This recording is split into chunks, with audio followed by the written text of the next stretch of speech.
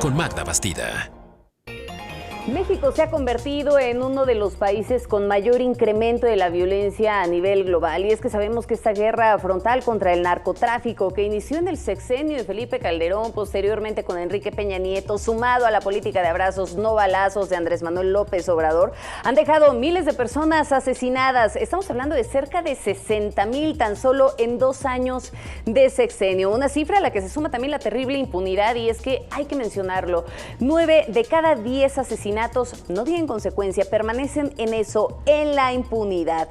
¿Qué es lo que va a pasar con todo esto? Parece que es la violencia, una terrible enfermedad, una terrible pandemia para la que no se ha encontrado la cura. Hoy debatiremos acerca de este tema en a fondo. Si le parece, me permito dar la bienvenida a cada uno de nuestros invitados. Le agradezco mucho a Lilian Colofón, que nos acompaña hoy. Ella es investigadora de World Justice Project y también analista de políticas en materia de seguridad. Bienvenida, Lilian.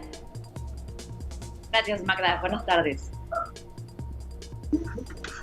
Muy buenas tardes. También le agradezco a Fabián Gómez, que nos acompaña, maestro en seguridad pública. ¿Cómo estás, Fabián? Hola, Magda. Muy bien, muchas gracias. Buenas tardes. Un gusto estar contigo. Bienvenido. Víctor Hernández, especialista en seguridad nacional de la Universidad Panamericana. Qué gusto que nos acompañes, Víctor. Magda, muy buenas tardes. Yo he de confesar que estoy muy emocionado porque cuando me dijeron que venían Fabián y Lilian, son mis superhéroes, son de los grandes analistas de seguridad. Es como si me dijeran que iba a estar con Batman y con Capitán Marvel en una misma mesa. Estoy súper contento. Se va a poner buenísimo entonces. Y por último, y no por ello menos importante, te agradezco mucho, Manuel Vélez, que nos acompañe, subdirector de investigación del Observatorio Nacional Ciudadano. Bienvenido. Gracias, Magda, y un saludo a tu auditorio. Muchísimas gracias. A ver, rápidamente les explico. Vamos a manejar 4 bloques en este programa. Vamos a analizar los 60,000 homicidios que se han presentado hasta este momento, más de 60,000. Vamos a platicar también acerca de la estrategia por parte del gobierno federal. ¿Realmente hay una estrategia? ¿Algo está faltando? ¿Qué es lo que estamos viviendo en este momento? En un tercer bloque hablaremos de la impunidad. Solamente 1 de cada 10 asesinatos se castiga, y finalizaremos hablando pues también del fracaso, ¿no? De pronto parecería que este fue el sello que marcó la gestión de Alfonso Durazo. ¿Cuáles son los pendientes que está dejando al momento de haberse ido de la Secretaría de Seguridad? Así es como comenzamos.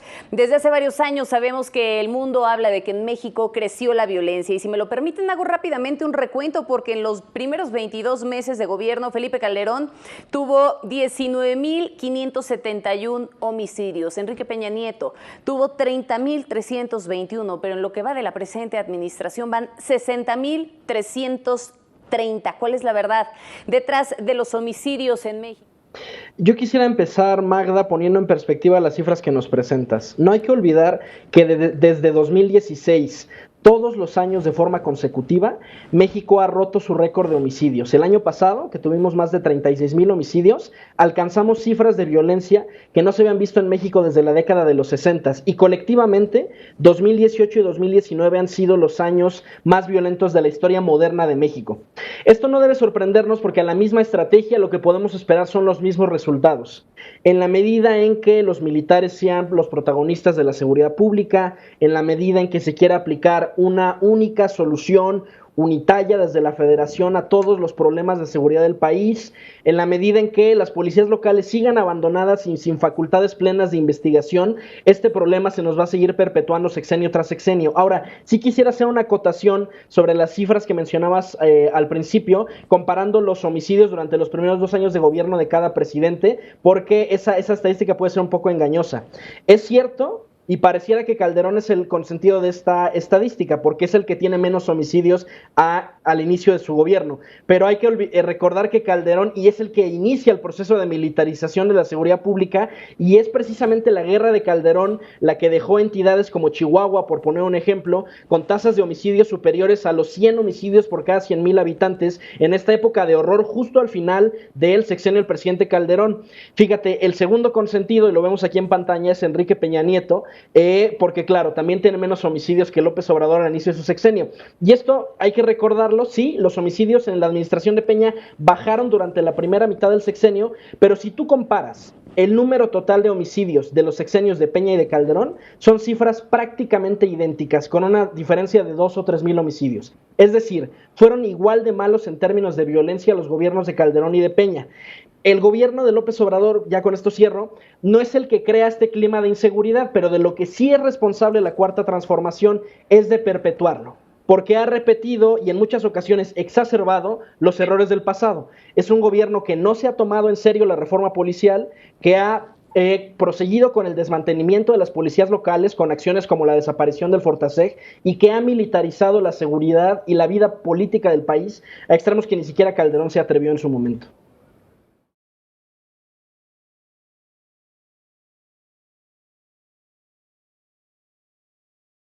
Víctor, ¿qué opinas de la estrategia? Y ahora déjame abonar una cosa a todo esto, Víctor. ¿Fue un acierto el desaparecer la Policía Federal? Fue un completo error la desaparición de la Policía Federal porque es parte de la falta de institucionalidad que hay en México. En México solamente tenemos políticas de gobierno, no tenemos políticas de Estado. Cada vez que hay un cambio de gobierno, parece que tenemos una ceremonia del fuego nuevo azteca, ¿no? Todo hay que quemarlo, todo hay que renovarlo, todo lo que hizo el gobierno anterior está mal y hay que empezar de nuevo. La Policía Federal, con todos los problemas que tenía, sin duda era una de las instituciones policiales más profesionalizadas que teníamos en México, por muchas razones. En primer lugar, porque para entrar a la Policía Federal se pedía tener licenciatura, es decir, algún tipo de educación universitaria, cosa que no se hace, por ejemplo, en Fuerzas Armadas, que es el 80% del personal que integra hoy la Guardia Nacional, para quienes el requisito mínimo de ingreso es solo la secundaria terminada, y que además no tienen, como sí tenía la Policía Federal, evaluaciones de control y confianza. Ahora, también hay que recordar, hay áreas delicadísimas que manejaba Policía Federal. Yo tengo en mente, por ejemplo, el CERTMX, que es la oficina de la División de Inteligencia de Policía Federal, ahora ubicada en Guardia Nacional, encargada de toda la ciberseguridad del país, ¿no? Y que generó confusión y generó problemas esta transición. Y quisiera volver un momento al tema del vínculo entre pobreza y delito, porque hay que entender que no hay una relación lineal entre los dos fenómenos. El delito es una conducta multifactorial y si la pobreza fuera la única causa de la crisis de inseguridad que vivimos, habría muchos fenómenos que no podrían explicarse. Y te pongo 2 ejemplos. Las ciudades en general tienden a concentrar más riqueza que el campo. Uno podría pensar entonces que habría más violencia en entornos rurales que en entornos urbanos, porque el campo no tiene tanta riqueza.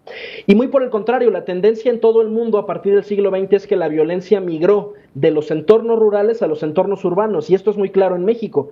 La violencia después de la Revolución Mexicana y la Guerra Cristera era una violencia 100% rural, una violencia serrana. Y con el paso de las décadas se pacifica el campo y las ciudades se convierten en las zonas con más homicidios. Segundo ejemplo, si ser pobre fuera sinónimo de ser criminal y ser rico fuera sinónimo de ser buena persona, el norte del país tendría que ser un paraíso, porque concentra una cantidad importantísima del PIB, pero ese no es el caso. Tenemos entidades como Sonora, como Chihuahua, como Tamaulipas, asoladas por la violencia, y en cambio Yucatán, que no es un estado rico, ha permanecido en paz prácticamente durante toda la guerra contra el narcotráfico. La pobreza no causa el delito, pero sí que pone un contexto en el que es más atractivo delinquir, y con esto cierro. Somos un país con más de 50 millones de mexicanos en situación de pobreza. De acuerdo con el INEGI, 50% de la población ocupada en México gana máximo 2 salarios mínimos. De acuerdo con Coneval, 9 de cada 10 mexicanos tiene alguna de las siguientes carencias: falta de acceso a servicios de salud, falta de servicios básicos en vivienda, rezago educativo, por mencionar algunos. Y en ese país de empleo informal y de empleo precario, por supuesto que es atractiva la vida criminal. Y ojo, es un mito creer que todos se van a volver ricos delinquiendo. Los ricos son los líderes de los cárteles, no el dealer, no el halcón, no el sicario. Los de abajo no se van a volver millonarios, pero al menos la vida se vuelve un poco más llevadera en este contexto de pobreza y de desigualdad.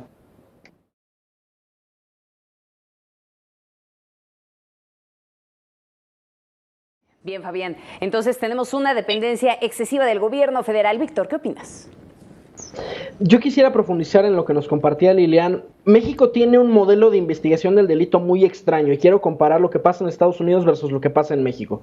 Cuando en Estados Unidos se comete un delito, tú marcas al 911, llega la policía, va a examinar la escena, tienen detectives especializados, hay detectives de homicidios, de delitos sexuales, de ciberdelitos, y ya que está completa la investigación, esa información se le entrega a un personaje, un abogado, que es el fiscal. El fiscal se va a enfrentar contra otro abogado, que es el abogado defensor y el juez decidirá si se ha probado más allá de toda duda razonable que el sospechoso es en efecto el responsable del delito. En México pasa algo distinto porque a pesar de que la policía es el primer contacto cuando se comete un delito, la policía no está plenamente autorizada ni para recibirte la denuncia ni para llevar a cabo la investigación de forma autónoma. Te tienes que desplazar, tienes que ir con un ministerio público o fiscal, que en México son sinónimos ahora con todo este cambio que ha habido en la migración a las fiscalías. ¿Y cuál es el problema? Yo quiero dimensionar por qué esto es un gran cuello de botella. Vamos a tomar un año al azar, 2017. En 2017, de acuerdo con información del INEGI, había en México 13,000 ministerios públicos, 10,000 del fuero común, 3,000 del fuero federal. Solo en 2017 se abrieron 1,700,000 averiguaciones previas y carpetas de investigación. Es decir, si dividiéramos esa carga de forma homogénea entre todos los ministerios públicos, a cada MP le tocaría investigar 130 delitos. Ahora, aquí me estoy viendo generoso, porque en realidad 9 de cada 10 delitos son del fuero común. Entonces, si en realidad ajustáramos la cifra solamente a los ministerios públicos del fuero común, le tocaría a cada ministerio público investigar 150 delitos. Ahora, ojo, estos son delitos denunciados. Hay una segunda cifra que es muy importante considerar, que es la de la encuesta de victimización, que es justo la que mide la cifra negra y todos aquellos delitos que no se denunciaron. De acuerdo con la encuesta de victimización de 2017 que levanta el INEGI, 33.6 millones de delitos se cometieron ese año. Eso significa que si lo dividimos entre los 13,000 ministerios públicos, le toca de a 2,584 delitos a investigar por ministerio público. Esto es una carga de trabajo francamente desquiciada y es parte de lo que el World Justice Project ha propuesto, sacar al ministerio público del proceso de investigación y que sean las policías, como en el resto del mundo civilizado, quienes conducen la investigación, y ya solamente el fiscal tiene la figura del litigante, de quien recibe esta investigación y lleva el trámite frente al juez. El gran problema en México es ese, que el ministerio público es al mismo tiempo un litigante y un detective. Y en las condiciones de recursos humanos que hay hoy en día, no hay posibilidad de que se le dé cobertura a todos los delitos que se cumplen en el país. Y un segundo tema, Magda, con alusión a lo que nos compartía Fabián y a lo que preguntabas de la corrupción en el sistema de impartición de justicia. ¿Cuál es otra circunstancia que promueve la corrupción? Es el hecho de que México está mórbidamente obeso de leyes. Si alguna vez han visto una carpeta de investigación, es un mamotreto ilegible de este vuelo que se tiene que coser. Tú podrías parar un proyectil de arma de fuego con una carpeta de investigación, y es un gran problema porque el derecho mexicano es muy rebuscado. Yo compartí una anécdota en algún noticiero, Magda, que ni siquiera tiene que ver con el sistema de justicia. Tengo un amigo hace muchos años que quiso abrir un restaurante en la del Valle, ¿no? Tramitó sus permisos, empezó a operar, y llegaron los inspectores de la delegación y le dijeron, es de a tanto al mes para que puedas operar. Mi amigo les dice, no, yo voy derecho, no voy a dar sobornos, y se pusieron a hurgar una hora para ver qué le encontraban. Lo clausuraron por la siguiente razón: encontramos que no tienes tu menú en braille. Entonces, como no cumples con esta normativa para personas con debilidad visual, te vamos a clausurar. Hombre, qué bueno que exista una disposición que cuida de los clientes, de los comensales con debilidad visual, pero el mensaje es, como hay tantas leyes, es virtualmente imposible que las cumplas todas. Si tú sumas todos los tratados internacionales, constituciones locales, bandos de buen gobierno, todas las normas que hay en México, hay más de 6,000 leyes. Por pura estadística, seguramente nuestro público rompió 3 o 4 la semana pasada y ni siquiera se dio cuenta. Y en un país con tantas leyes nadie las puede cumplir y por tanto la autoridad tiene discrecionalidad de fijarse en quién sí la cumple y quién no. Qué bárbaro, Víctor, me quedo con esta frase de que México está mórbidamente obeso de leyes. Te sacaste un 10 con la frase. Déjame...